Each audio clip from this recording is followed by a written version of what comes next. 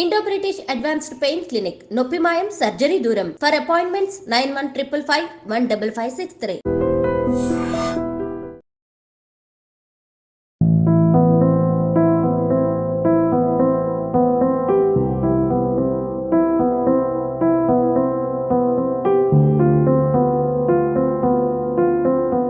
అందరికీ నమస్కారం. నేను Swaroopa Potlapalli. Welcome to I dream. Folk singer Shruti ఆత్మహత్య కేసులో అనేక ఇంట్రెస్టింగ్ విషయాలు బయటకు వస్తూ ఉన్నాయి. ఇన్స్టాగ్రామ్లో పరిచయమైన వ్యక్తిని 20 రోజుల క్రితమే పెళ్లి చేసుకున్న శృతి ఇప్పుడు శవంగా మారిపోయింది. అయితే ఆమె 4 నెలల గర్భిణి అనే విషయం కూడా తెలుస్తోంది.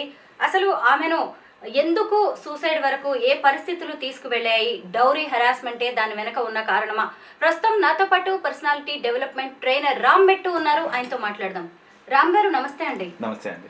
మీరు కూడా చూసారు కదా శృతి కేసు, చాలా బాధగా అనిపిస్తోందండి.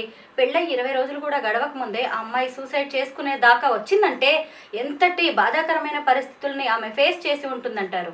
డెఫినెట్గా అండి. తను డెఫినెట్గా చాలా ప్రెషర్కి గురై ఉంటుంది. వేరియస్ రీజన్స్ అండి. అంటే బయటికి చెప్తున్నారు ఏంటంటే it is because of dowry harassment అనేసి. So first of all dowry harassment ఎందుకు వస్తుంది ఇలాంటి అంటే ఈ రోజుల్లో కూడా like people are well educated, still dowry harassment ఎందుకు వస్తుంది అని అంటే చిన్నప్పటి నుంచి పేరెంట్స్ ఒక ఎక్స్పెక్టేషన్ పెట్టుకుంటారండి. అది మారాలి. ఫస్ట్ ఆఫ్ ఆల్ ఏంటంటే నాకు మగబిడ్డే కావాలి, ఆడబిడ్డ వద్దు, నాకు మగబిడ్డ కావాలి అనే ఒక ప్రయారిటీ ఉంటుంది. ఈ ప్రయారిటీ ఎందుకు వస్తుంది అని అంటే నాకు ఒక మగబిడ్డ పుడితే వాడు పెద్ద అయినాక పెళ్లి చేసుకొని కట్నం ఇంటికి తీసుకొస్తాడు అనే ఒక ఎక్స్పెక్టేషన్ చిన్నప్పటి నుంచే ఉంటుంది మోస్ట్ ఆఫ్ ది పేరెంట్స్ దగ్గర. సో ఈ ఎక్స్పెక్టేషన్ ఉండడం వల్ల ఏమవుతుంది అని అంటే స్పెషలీ వెన్ లవ్ మ్యారేజెస్ వచ్చినప్పుడు ఈ డౌరీ అనేది అరేంజ్ మ్యారేజ్ సిస్టంలో అంటే సమ్ హాఫ్ నెగోషియేషన్స్లో వాళ్ళు అది ఎంతో కొంత దే గెయిన్. బట్ ఈ లవ్ మ్యారేజ్కి వచ్చేసరికి ఏంటంటే అమౌంట్ ఏదో డౌరీ అనేది రాకపోవడం వల్ల పెళ్ళైన తర్వాత ఈ హెరాస్మెంట్ అనేది మొదలవుతుంది. ఈవెన్ టుడే ఇది మొదలవుతుంది ఎందుకు అంటే because of the expectation that they had on the male child.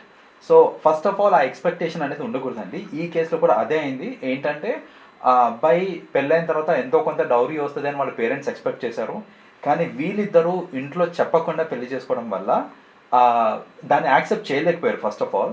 రెండోది యాక్సెప్ట్ చేసినా కూడా నువ్వు డౌరీ తీసుకొస్తేనే నువ్వు ఇంట్లో ఉండడానికి ఉంది, లేదంటే వీలు లేదు అని చెప్పడం వల్ల ఆ అమ్మాయికి ప్రెషర్ వచ్చేసింది ఒకటేసారి. లైక్ ఇప్పుడు వాళ్ళ ఇంట్లోంచి వచ్చేసింది, ఇక్కడ వీళ్ళ ఇంట్లో ఉండడానికి వీలు లేదు, నువ్వు డౌరీ తీసుకొస్తేనే అని అంటున్నారు. ఈ అమ్మాయికి ఇంకేం చేయాలో అర్థం కాక దట్ ఈస్ వెన్ ఇంకొక ఆప్షన్ లేదు అనుకుని తను సూసైడ్ వైపు షీ ఆప్టెడ్ ఫర్ సూసైడ్ అండి. ఇప్పుడు శృతి పెళ్లి చేసుకున్న దయాకర్ గురించి కూడా మనం మాట్లాడుకోవాలి. అతను ఒక క్యాబ్ డ్రైవర్. ఈ అమ్మాయి కూడా ఇప్పుడిప్పుడే పేరడీ అలాగే ఫోక్ సాంగ్స్ తో ఫేమస్ అవుతూ ఉంది. అంటే ఇప్పుడిప్పుడే వాళ్ళు కెరీర్ స్టార్ట్ చేస్తున్నారు. అలాంటి వాళ్ళు ఇప్పుడు జస్ట్ ఇన్స్టాగ్రామ్ లో పరిచయం, ఆ తర్వాత పెళ్లి చేసుకున్నారు. అంటే వాళ్ళిద్దరి మధ్య పెద్దగా ఎక్కువ అనుబంధాలు లేకపోవడం కూడా ఈ సూసైడ్ కి కారణమయ్యొచ్చు ఉండొచ్చు అంటారా?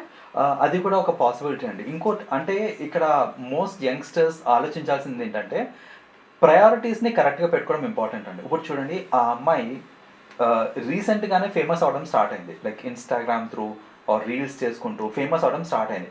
యాక్చువల్గా ఫేమస్ అవడం ఇస్ నాట్ దాట్ ఈజీ. ఎంతోమంది రీల్స్ చేస్తూ ఉంటారు, కొందరే క్లిక్ అవుతూ ఉంటారు. ఫార్చునేట్లీ ఈ అమ్మాయికి టాలెంట్ ఉంది కాబట్టి అప్పుడప్పుడే తను ఫేమ్ అది గెయిన్ చేస్తుంది.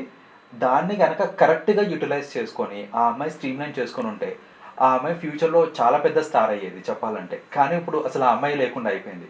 ఇలా అవ్వడానికి మెయిన్ రీజన్ ఏంటంటే ప్రయారిటీస్ కరెక్ట్గా లేకపోవడం అండి. ఫస్ట్ ఆఫ్ ఆల్ ఒక proper planning, priorities, control of emotions, ఇవన్నీ లేకపోవడం వల్ల మోస్ట్లీ ఇది అవుతుందండి. ఇప్పుడు చూడండి, ఈ అమ్మాయితే కేసు తీసుకుంటే కనుక ఆమె ఓవరాల్గా చూసుకుంటే అన్ని అంశాలు చూసుకుంటే ఫస్ట్ ఆఫ్ ఆల్ ఇన్స్టాగ్రామ్ అనే ఒక సోషల్ మీడియాలో పరిచయమైన వ్యక్తి, అతని గురించి పూర్తి వివరాలు తెలియదు. అతను he's just a cab driver అండి. యాక్చువల్గా చెప్పాలంటే ఇఫ్ కొంచెం టైంకి వదిలేసి ఉంటే ఇంకా బెటర్ పర్సన్ దొరికేవాడేమో, చెప్పలేము. కానీ తను అలా చేయలేదు. ఏంటంటే స్పాంటేనియస్గా ఆ ఎమోషన్స్ని కంట్రోల్ లేకపోవడం వల్ల స్పాంటేనియస్గా నాకు వీడే కావాలి, ఇతనే నా జీవితం అనేసి షీ టుక్ ఎ డెసిషన్ అక్కడ. ఈ అమ్మాయి ఈ స్పాంటేనియస్ డెసిషన్స్ వల్ల ఇంతవరకు వచ్చింది చూడండి. ఫస్ట్ డెసిషన్ ఆ పని లవ్ చేయడం. రెండో డెసిషన్ ఏంటంటే ఇంట్లోని కన్విన్స్ చేసుకొని కొంచెం టైం పట్టినా పర్లేదు, నిదానంగా బోత్ సైడ్స్ కన్విన్స్ చేసుకొని అందరి మధ్య పెళ్లి చేసుకుంటే అది ఒక రెస్పెక్ట్ఫుల్గా ఉండేది, సపోర్ట్ కూడా ఉండేది ఆ అమ్మాయికి. కానీ ఈ అమ్మాయి ఏంటంటే లేదు మనం పారిపోయి పెళ్లి చేసుకుందాం, ఎవరు పట్టించుకోకపోయినా పర్లేదు, పెళ్లి చేసుకుందాం అనేసరికి ఈ అమ్మాయికి ఇప్పుడు సపోర్ట్ కూడా లేకుండా పోయింది. ఇప్పుడు హరాస్మెంట్ అవుతుంది అంటే నేను ఎవరికో చెప్పుకోవాలి, చెప్పుకునే నలుగురు నాతో లేరు ఇప్పుడు. ఎందుకని అంటే నేను పారిపోయి పెళ్లి చేస్తున్నాను. సో ఇది ఇంకొక సెకండ్ థింగ్ తను చేసిన మిస్టేక్. థర్డ్, ఇప్పుడు ఈ అమ్మాయికి పెళ్ళయి 20 days అయిందండి. బట్ ఫ్యాక్ట్ ఏంటంటే it is almost about 4 months pregnant ఉంది తను. అంటే she did not even have, అక్కడ కూడా ఇమోషనల్ కంట్రోల్ లేకపోవడం వల్లనే she was initially pregnant.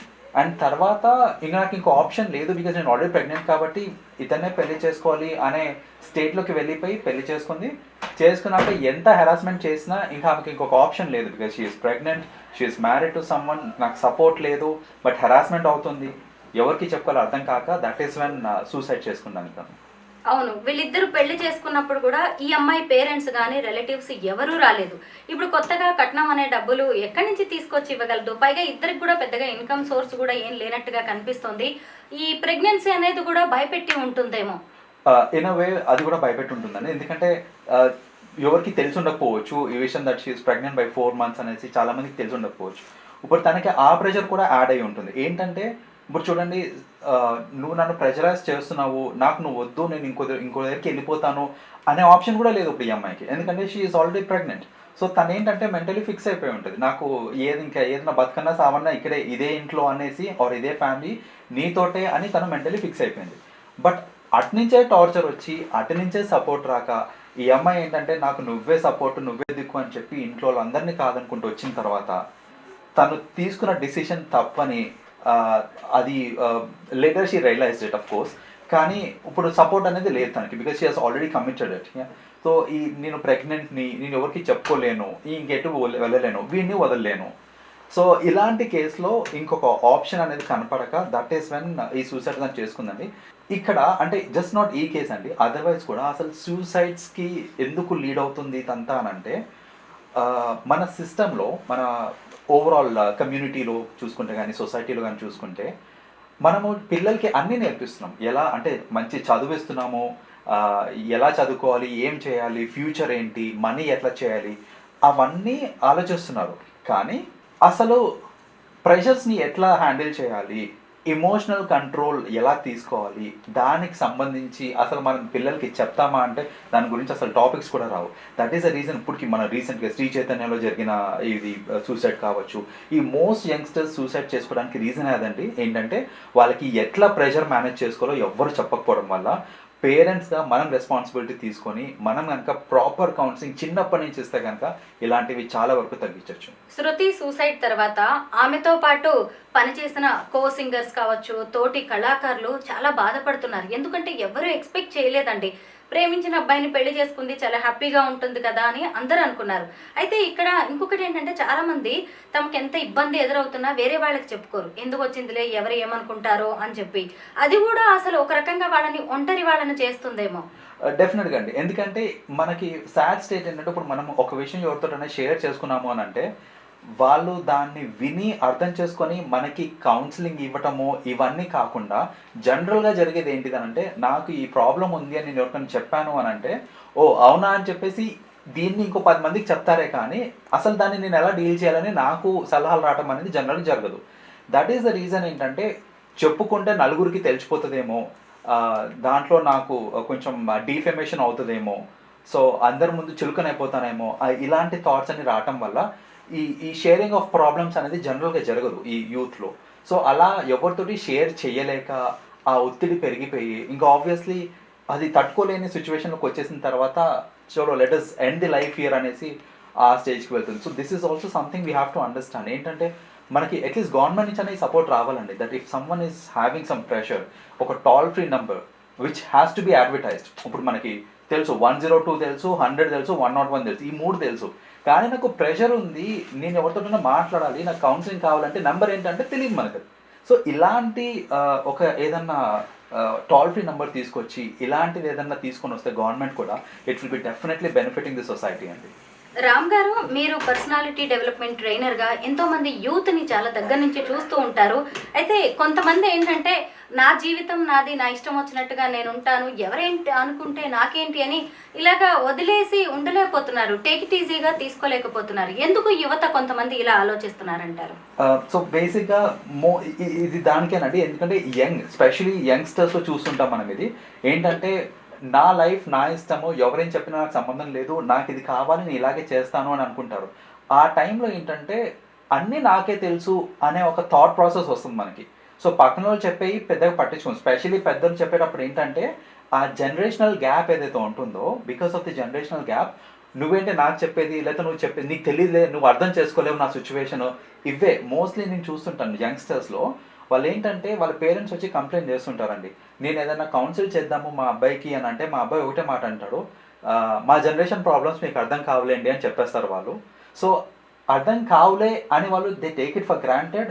And వాళ్ళు చెప్పరు కూడా పేరెంట్స్కి, నాకు ఈ ప్రాబ్లం ఉంది అని కమ్యూనికేట్ చేద్దాం అనుకున్నా కూడా ఫస్ట్ ఆఫ్ ఆల్ అది ఎందుకు జరగట్లేదు అని అంటే they have this mental barrier that వాళ్ళు అర్థం చేసుకోరు. చెప్పినా నన్ను తిడతారు, నన్ను రెస్ట్రిక్ట్ చేస్తారు, కానీ నాకు ఒక సొల్యూషన్ ఇస్తారు అనే నమ్మకం లేక మోస్ట్ యూత్కి అదే ఏంటంటే వాళ్ళని పేరెంట్స్ని అడిగితే నాకు ఒక సొల్యూషన్ వస్తుంది అనే నమ్మకం లేదు కాబట్టి వాళ్ళు first of all they don't approach. వాళ్ళు ఏదైనా చెప్పినా వీళ్ళు తీసుకోరు because they think there is a generation gap. నిజంగా శృతి సూసైడ్ లో రామ్ గారు చెప్పిన ఎన్నో విషయాలు కనిపిస్తూ ఉన్నాయి. కొంతమందినైనా ఆమె ఎవరినైనా తనకి క్లోజ్ గా ఉండే వాళ్ళని అప్రోచ్ అయినా బాగుంటుండే ఈ సూసైడల్ టెండెన్సీ ఉన్నప్పుడు. అలాగే ఈ డౌరీ హెరాస్మెంట్ కావచ్చు, అత్తమామలు, కొత్త వ్యక్తులు, వాళ్ళందరితో ఆమె మింగిల్ కాలేకపోవడం, ఇలా అనేక అంశాలు ఆమె తన చావును తానే రాసుకునేలా చేసినట్టుగా కనిపిస్తుంది. థ్యాంక్ యూ రామ్ గారు. థ్యాంక్ యూ అండి.